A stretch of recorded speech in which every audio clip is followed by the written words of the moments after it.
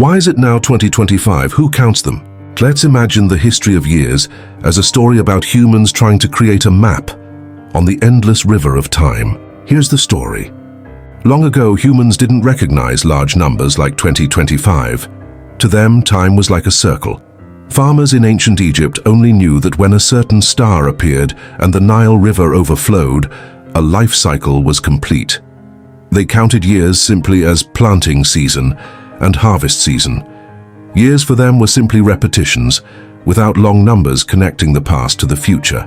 Entering the Age of Empires, humans began to feel the need to record history, but the methods were still very local. If you lived in that era and asked, "What year is it?" people would answer, "This is the 5th year of the reign of the great king."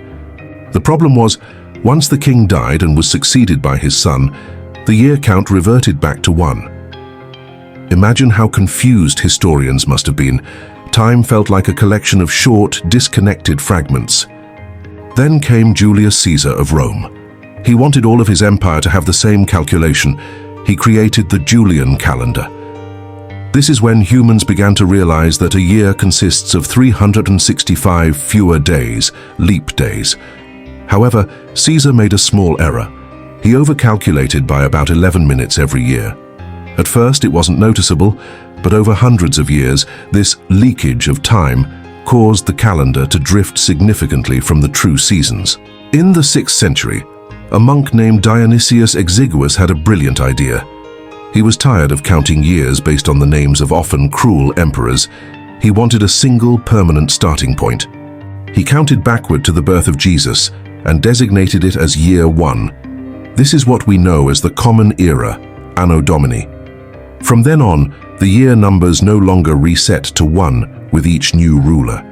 The number continued to grow, climbing and connecting all of human history in one long straight line. 8.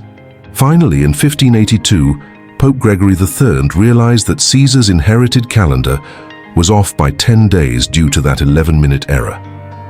To correct this, he took drastic action. He removed 10 days from the calendar. People who went to bed on October 4th, 1582, woke up the next day on October 15th. Thus was born the Gregorian calendar, the super-accurate system now on your phone screen. The story. Once we counted years based on nature, floods, then on people, kings, and finally on a single timeline we all agreed upon, so the world could make appointments at the same time.